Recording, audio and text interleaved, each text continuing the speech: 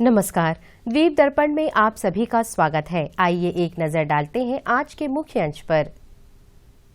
सांसद का मुख्य सचिव से अनुरोध।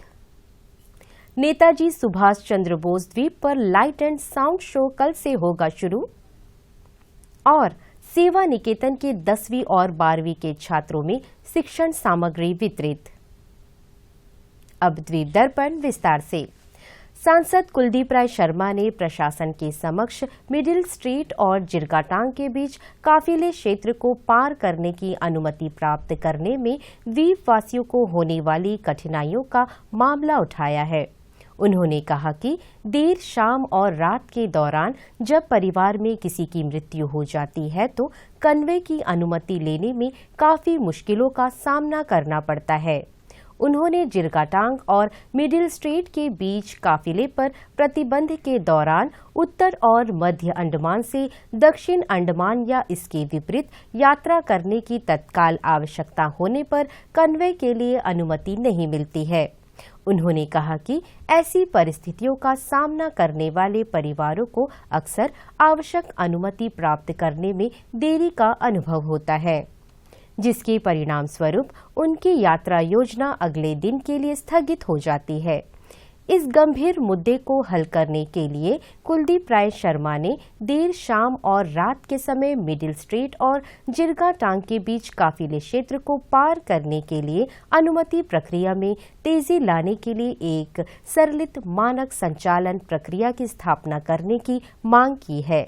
प्रस्ताव में प्रामाणिकता की पुष्टि करने और जेपीपी चेकपोस्ट पर ही आवश्यक औपचारिकताएं पूरी करने के लिए जिरगाटांग चेकपोस्ट और मिडिल स्ट्रीट चेकपोस्ट पर एक अधिकारी की नियुक्ति करने की भी मांग की है।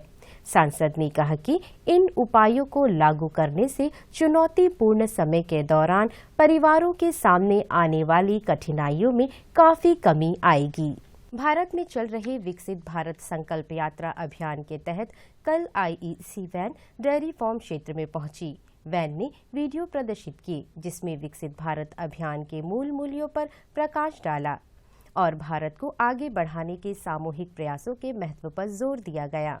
यात्रा के दौरान दिखाए गए वीडियो ने अधिक समृद्ध और जीवंत भारत के लिए विकसित भारत की आकांक्षाओं के बारे में व्यापक जानकारी दी, जिससे देश की प्रगति के प्रति कर्तव्य की भावना जागी।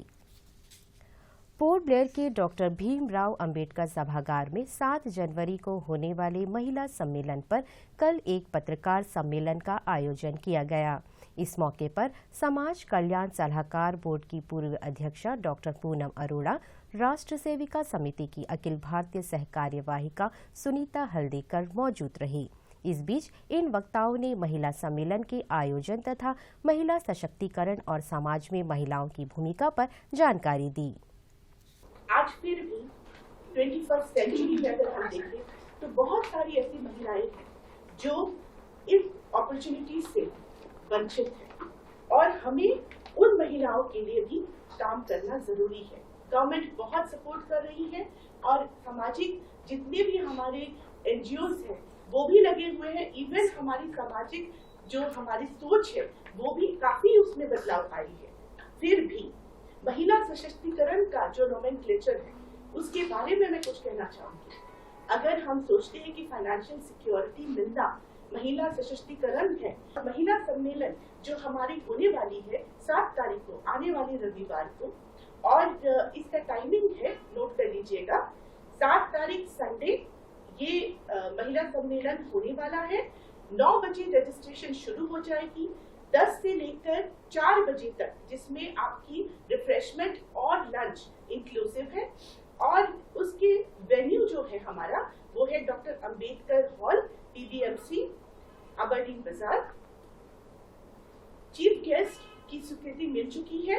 श्री केशव चंद्रा जी जो chief secretary Andaman Nicobar administration है, उन्होंने ऑलरेडी हमें बता दिया है कि वो हमारे महिला सम्मेलन में चीफ गेस्ट रहेंगे। 2 सेशन चलेगी और दोनों सेशन में हमारे 2 स्पीकर्स, गेस्ट स्पीकर्स आ रहे हैं बाहर से, एक बॉम्बे से आ रही है और एक दिल्ली से आ रही है। और दोनों स्पीकर्स जो है उनके बारे में मैं कहना चाहूंगी। जो फर्स्ट स्पीकर है कैप्टन मीरा दवे जी, वो राष्ट्रीय सहसंयोजिका है और अखिल भारतीय पूर्व सैनिक सेवा परिषद की, जो अखिल भारतीय पूर्व सैनिक सेवा परिषद की राष्ट्रीय सहसंयोजिका है। ये मीरा दवे जी है, कैप्टन मीरा दवे। और दूसरी स्पीकर जो हमारी है वो है मिसेस रेणु पाठक, वो जनरल सेक्रेटरी है राष्ट्रीय सेवा भारती की। महिला सम्मेलनों का अलग अलग नाम से आयोजन हो रहा है। यह सम्मेलन करने के पीछे एक ही उद्देश्य है। पिछले वर्ष ही हमने आजादी का अमृत महोत्सव हमने पालन किया। भारतवर्ष की स्वतंत्रता को 75 वर्ष पूर्ण करने के पश्चात भी ब्रिटिश विचारधारा के आधार पर हमारी समग्र विकास की व्यवस्था बनी हुई है और इसलिए इसमें कुछ परिवर्तन करने की आवश्यकता है। ब्रिटिश तो यहाँ से 47 में चले गए, परंतु हमारी जो विकास की अवधारणा है वह ब्रिटिश विचारधाराओं के आधार पर ही चल रही है और इसलिए भारत का महिला विषयक चिंतन क्या है, अन्य देशों में महिलाओं की स्थिति और भारत में महिलाओं की स्थिति और भारत का महिला विषयक चिंतन, इसमें बहुत बड़ा फर्क है। समाज कल्याण निदेशालय ने विद्यु एनजीओ के सहयोग से डेयरी फार्म में उच्च माध्यमिक छात्र और बाल देखभाल संस्थान गृह सेवा निकेतन के बच्चों के लिए 10वीं और 12वीं कक्षा के सैंपल पेपर वितरित किए। इस पहल का उद्देश्य छात्रों और बच्चों को उनकी आगामी बोर्ड परीक्षाओं की तैयारी में सहायता करना है। समाज कल्याण निदेशक डॉक्टर नितिन शाक्या ने बच्चों और वरिष्ठ नागरिकों की शैक्षिक और विकासात्मक आवश्यकताओं के समर्थन में गैर सरकारी संगठनों के साथ सहयोगात्मक प्रयासों के महत्व पर जोर दिया। उन्होंने छात्रों और बच्चों को आवश्यक संसाधन उपलब्ध कराने में ऐसे कार्यक्रमों के महत्व पर जोर दिया। विद्यु एनजीओ की अध्यक्षा वी.के. मरियम बीबी ने बोर्ड परीक्षा में शामिल होने वाले सभी छात्रों को शुभकामनाएं दी। नोडल अधिकारी ए.के. विश्वास ने सुधारात्मक और कल्याण संस्थानों के व्यक्तियों के जीवन पर शैक्षिक संसाधनों तक पहुंच से सकारात्मक प्रभाव पर प्रकाश डाला। बाराटांग पर्यटकों एवं द्वीपवासियों के लिए एक बहुत ही सुंदर गंतव्य स्थल है, जहां लाइमस्टोन केव, मड वाल्कनो जैसे आकर्षक स्थल है जो पर्यटकों को आकर्षित करते हैं। बाराटांग द्वीप के सुंदरगढ़ पंचायत के पूर्व प्रधान बीजू गुरुदासन ने दूरदर्शन के माध्यम से लोगों से इन मनोरम स्थलों में आकर यहां की प्राकृतिक सुंदरता का आनंद उठाने का आग्रह किया। बाराटांग एक पर्यटक स्थल है। आप बाराटांग आएंगे, बाराटांग में इतनी खूबसूरत आइलैंड है, इसका एक्चुअली ज़्यादा प्रचार नहीं हुआ है। आप जाएंगे कि लाइमस्टोन केव, इतना खूबसूरत एक केव है, लाइमस्टोन केव है, वो देखने के लिए बहुत ही आनंद है आपको। और वो जाने का जो रास्ता है, आप बोट में जाएंगे, मैंग्रोव का जो व्यू है और साथ साथ जो केव के अंदर जो जाने का जो रास्ता है वो इतनी सुंदर और खूबसूरत है कि आप उसका आनंद लेना चाहिए। और वहाँ में जो हट बना हुआ है, वहाँ बैठ के जो छोटे छोटे हट बनाए फॉरेस्ट डिपार्टमेंट द्वारा, हालांकि पूरा का पूरा देख रेख जो है फॉरेस्ट डिपार्टमेंट ही कर रहा है, लेकिन बाराटांग एक इतनी अच्छी वो जो खूबसूरती है लाइमस्टोन केव का, अभी एक और केव जो इससे बड़ा है वो अभी फॉरेस्ट तुरंत ही शॉर्ट टाइम में उसको भी ओपन करेगा, वो इससे भी बड़ा और बहुत सुंदर है। साथ ही साथ बाराटांग में पैरेट आइलैंड है और मड वाल्कनो है, साथ ही साथ एक खूबसूरत बीच है जो कि बालूडेरा बीच के नाम से जाना जाता है। वो बहुत हालांकि उसको डेवलप करने की बहुत ज़रूरत है। पहले एक समय था कि वहाँ में पेड़ के ऊपर हट होता था, हाथी का सफारी होता था, फॉरेस्ट डिपार्टमेंट द्वारा उसको बहुत डेवलप किया था। आज वो सुनामी के बाद में वो कमज़ोर पड़ गया है अभी उतनी, लेकिन वो बीच बहुत ही खूबसूरत है। तो हमसे निवेदन करूँगा कि पूरे द्वीपवासियों के कि आप भी आइए बाराटांग में आकर वहाँ रहकर आप limestone cave, parrot island, mud volcano, Baludera beach, ये सब का आनंद ले सकते हैं। और जो मैंग्रोव का जो व्यू है वो शायद आपको दुनिया में कहीं नहीं मिलेगा, इतना खूबसूरत है। और शाम के समय में जो मैंग्रोव के जो व्यू है वो देखने में एक अलग आनंद है। तो मैं उम्मीद करता हूँ कि आप सभी जो है कभी बाराटांग आएँ तो बाराटांग में ये जो संदेश को जगह जगह तक पहुँचाएँ लोग बाराटांग की जी खूबसूरत है। अंडमान का जब टूरिज्म का बात आता है तो बहुत कम लोग बाराटांग के बारे में जानता है, जानकारी नहीं है, लेकिन वास्तव में बाराटांग बहुत खूबसूरत द्वीप है। अभी आपके दिमाग में होगा कि भाई बाराटांग जाएं तो कैसा जाना होगा, केव देखने के लिए हमको क्या करना होगा। वैसे पोर्ट ब्लेयर से आपको बस के माध्यम से या अपने प्राइवेट व्हीकल में जा सकते हैं। वहां जाने के बाद में वहां में प्राइवेट बोट है जिसमें पर हेड के हिसाब से आप चार्ज करते हैं। उसके बाद में आप वो बोट जो है और 10 कैपेसिटी का जो फाइबर बोट है उसमें आप लाइमस्टोन केव के लिए जा सकता है। वो जाते वक्त में जो मैंग्रोव को जो व्यू है वो आपको बहुत ही सुंदर और आनंद लेगा। इतना खूबसूरत जो व्यू है क्रीक के अंदर से जो जाएगा उसमें से आप जा सकते हैं। वहाँ जाने के बाद में आपको कुछ दूर पैदल जाना पड़ता है, क्योंकि जहाँ तक बोट जाता है, बोट जाने के बाद में वहाँ से उतर कर पैदल जाना है। जो वहाँ के जो जगह जगह में हट बना के रखा हुआ है, वो हट भी बहुत खूबसूरत फॉरेस्ट डिपार्टमेंट द्वारा बनाया गया। वो हट में बैठ के रेस्ट कर सकते हैं। जो बुजुर्ग होगा, चलने में असुविधा हो तो उसमें विश्राम कर सकते हैं। और आप वहाँ में वॉशरूम की व्यवस्था है। अंदर जाएंगे तो आपको उस हरियाली, छोटी सी गांव भी है, गांव के बीच से आप उस लाइमस्टोन केव को आपको दर्शन कर सकता है। अंडमान निकोबार ट्रैफिक पुलिस शहर में सड़क सुरक्षा और यातायात प्रबंधन को बढ़ाने के लिए लगातार प्रयास कर रही है। यातायात पुलिस की ओर से पिछले 1 वर्ष में सड़क सुरक्षा पर 61 जागरूकता कार्यक्रमों का आयोजन किया गया। इन कार्यक्रमों के माध्यम से 10,000 से अधिक लोगों को जागरूक किया गया है।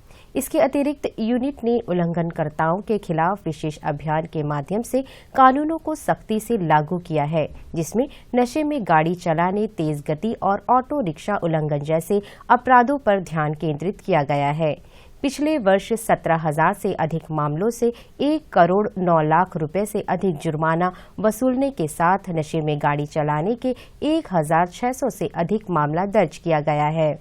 यातायात पुलिस ने यातायात इकाई का आधुनिकीकरण, कर्मचारियों को शरीर पर पहने जाने वाले कैमरे, परावर्तक जैकेट और सांस विश्लेषक जैसे अत्याधुनिक उपकरणों से लैस करना, अधिकारियों को विभिन्न यातायात स्थितियों को कुशलतापूर्वक संभालने के लिए और अधिक सशक्त बनाया है। ट्रैफिक यूनिट ने पोर्ट ब्लेयर शहर के विभिन्न हिस्सों से लगभग 80 छोड़े हुए वाहनों को हटाने का अभियान शुरू किया है। यह पहल न केवल शहर के सौंदर्य शास्त्र को उन्नत करती है, बल्कि संभावित यातायात खतरों को भी कम करती है। अवैध गतिविधियों के खिलाफ जीरो टॉलरेंस की अपनी प्रतिबद्धता को ध्यान में रखते हुए सेंट्रल क्राइम स्टेशन थाने के कर्मचारियों ने डॉलीगंज बस्ती में छापेमारी की और 5 जुआरियों को गिरफ्तार किया। 2 जनवरी को सीआईडी यूनिट की एक टीम ने डॉलीगंज बस्ती में छापेमारी की और एक जुए के अड्डे का भांडाफोड़ करते हुए 5 जुआरियों को गिरफ्तार किया और 15,260 रुपए की हिस्सेदारी जब्त की। उन पर जुआ विनियम की धारा के तहत मामला दर्ज किया गया। छापेमारी पुलिस अधीक्षक राजीव रंजन ने समग्र निगरानी में हुई। आम जनता से अनुरोध किया गया है कि वे किसी भी प्रकार की अवैध गतिविधि से संबंधित किसी भी विश्वसनीय जानकारी के बारे में टेलीफोन नंबर 100-232-586 233307 9474257242 पर सूचित करें। सूचना देने वाले की पहचान गुप्त रखी जाएगी। पोर्ट ब्लेयर के नेताजी स्टेडियम तथा जवाहरलाल नेहरू राजकीय महाविद्यालय के फीफा ग्राउंड में खेले जा रहे 67वें राष्ट्रीय स्कूल गेम्स फुटबॉल में आज सेमीफाइनल मैच खेला गया। प्रतियोगिता का पहला सेमीफाइनल मुकाबला लक्षद्वीप बनाम पंजाब के बीच खेला गया, जिसमें लक्षद्वीप की टीम 3-1 से विजयी रही। दूसरा सेमीफाइनल मुकाबला मध्य प्रदेश और केरल के बीच खेला गया। इसमें केरल की टीम ने 3-0 से जीत हासिल की। कल केरल और लक्षद्वीप के बीच फाइनल मुकाबला खेला जाएगा। फाइनल मुकाबले की झलक दूरदर्शन केंद्र पोर्ट ब्लेयर से कल शाम 6 बजे प्रसारित किया जाएगा।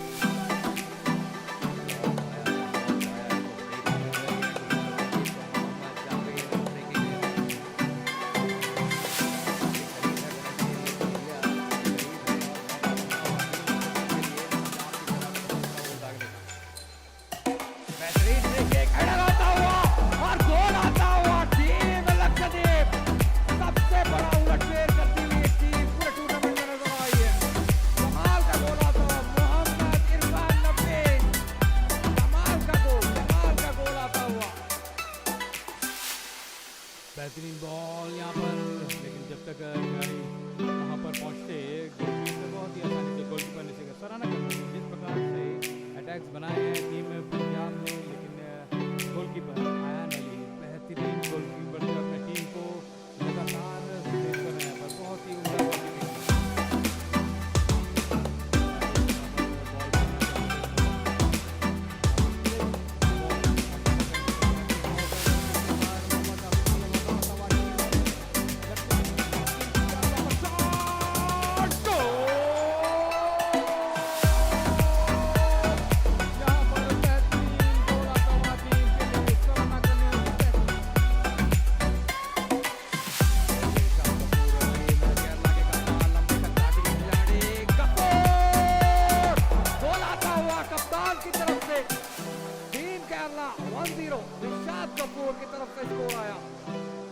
केरला के डिफेंस लाइन पर मौका नहीं दे रहे पर रोशन को मौका बनाने की कोशिश, लेकिन बहुत ही आसानी से क्लियर होता हुआ यहाँ पर अब काउंटर अटैक करने की कोशिश करती हुई टीम केरला। बेहतरीन पास यहाँ पर अविनाश के लिए, अच्छी कंट्रोल है उनके पास, बेहतरीन फुटबॉल, बेहतरीन स्किल, बेहतरीन ड्रिबल करते हैं, एक बार फिर से बॉक्स के अंदर प्रवेश करते हैं, बेहतरीन मौका यहाँ पर टीम केरला, बेहतरीन गोल आता हुआ यहाँ पर एक बार फिर से। आज पूरे दर्शक को बेहतरीन फुटबॉल का मुजाहरा कराया पर अविनाश ने 11 नंबर से पहले केरला के लिए बेहतरीन। रग्बी फुटबॉल अंडमान निकोबार राज्य और राष्ट्रीय चैंपियनशिप में भाग लेने के लिए सभी 3 जिलों में आगामी राष्ट्रीय चैंपियनशिप के लिए कोचिंग शिविर आयोजित करेगा। इच्छुक टीमें 10 जनवरी तक नेताजी स्टेडियम स्थित राज्य ओलंपिक संघ में अपना नाम दर्ज करा सकते हैं। आगामी 6 जनवरी को विशाखापत्तनम के लिए एमवी स्वराज द्वीप की निर्धारित यात्रा में आरक्षित कोटा से उपलब्ध आयुक्त और सरेंडर टिकट आम जनता के लिए जारी किए जा रहे हैं। यात्री अपने ticket DSS e ticketing portal और स्टार टिकटिंग काउंटर से सुबह 9 बजे से शाम 4 बजे के बीच बुक कर सकते हैं। अंडमान निकोबार बैडमिंटन एसोसिएशन द्वारा 8 से 7 जनवरी तक नेताजी स्टेडियम के बहुउद्देश्य सभागार में बैडमिंटन प्रतियोगिता आयोजित की जा रही है। इस प्रतियोगिता में 10 टीमें हिस्सा ले रही है। इसमें पुरस्कार के रूप में 1.5 लाख रुपए का नगद पुरस्कार दिया जाएगा। आज अंडमान निकोबार प्रशासन के आयुक्त सह सचिव निखिल कुमार ने मुख्य अतिथि के रूप में बैडमिंटन प्रतियोगिता का उद्घाटन किया। इस अवसर पर शिक्षा व खेल निदेशक आदित्य कुमार झा सम्मान्य अतिथि थे। अपने संबोधन में मुख्य अतिथि निखिल कुमार ने अंडमान निकोबार बैडमिंटन एसोसिएशन के प्रयासों की सराहना करते हुए कहा कि द्वीप समूह के युवाओं के स्वास्थ्य और शारीरिक फिटनेस के लिए एसोसिएशन द्वारा उन्हें एक मंच प्रदान किया है।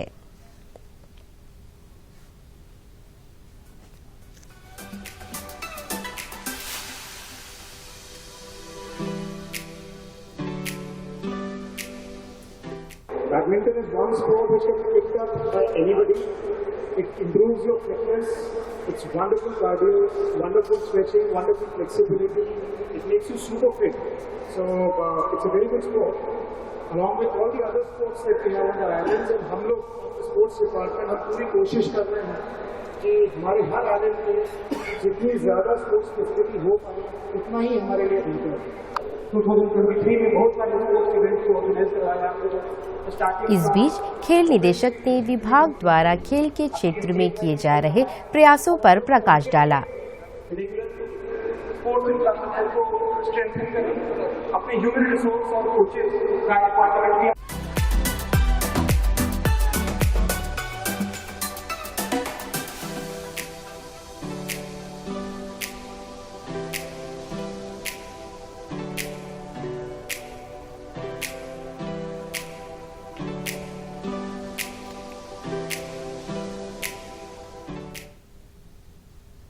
और अब अंतर्द्वीपीय जलयान यात्रा संबंधी सूचना। एमवी स्ट्रेट आइलैंड, स्वराज द्वीप और लॉन्ग आइलैंड होते हुए रंगत की यात्रा पर कल सवेरे 6 बजे फिनिक्स बे जेटी से प्रस्थान करेगा और इसकी वापसी कल ही दोपहर 1 बजे उन्हीं रास्तों से होते हुए रंगत से पोर्ट ब्लेयर के लिए होगी। एमवी रंगत स्वराज द्वीप की यात्रा पर कल सवेरे 6:30 बजे फिनिक्स बे जेटी से प्रस्थान करेगा और इसकी वापसी कल ही सवेरे 9 बजे स्वराज द्वीप से पोर्ट ब्लेयर के लिए होगी। एमवी कमोटा शहीद द्वीप की यात्रा पर कल सवेरे 6:30 बजे फिनिक्स बे जेटी से प्रस्थान करेगा और इसकी वापसी कल ही सवेरे 8:45 पर शहीद द्वीप से पोर्ट ब्लेयर के लिए होगी। एमवी बाराटांग स्वराज द्वीप की यात्रा पर कल दोपहर 12 बजे फिनिक्स बे जेटी से प्रस्थान करेगा और इसकी वापसी कल शाम 4 बजे शहीद द्वीप से पोर्ट ब्लेयर के लिए होगी। एमवी हडबे शहीद द्वीप की यात्रा पर कल दोपहर 1 बजे फिनिक्स बे जेटी से प्रस्थान करेगा और इसकी वापसी कल ही शाम 4:30 बजे स्वराज द्वीप से पोर्ट ब्लेयर के लिए होगी। एमवी रंगत स्वराज द्वीप की यात्रा पर कल शाम 5 बजे फिनिक्स बे जेटी से प्रस्थान करेगा और इसकी वापसी अगले दिन सवेरे 5:30 बजे शहीद द्वीप होते हुए स्वराज द्वीप से पोर्ट ब्लेयर के लिए होगी। सभी जलयानों की यात्रा कार्यक्रम मौसम की स्थिति पर निर्भर होंगे। अंत में मुख्य अंश एक बार फिर। सांसद का मुख्य सचिव से अनुरोध। नेताजी सुभाष चंद्र बोस द्वीप पर लाइट एंड साउंड शो कल से होगा शुरू। और सेवा निकेतन के 10वीं और 12वीं के छात्रों में शिक्षण सामग्री वितरित। इसी के साथ ही आज का यह द्वीप दर्पण कार्यक्रम यहीं पर समाप्त होता है। नमस्कार।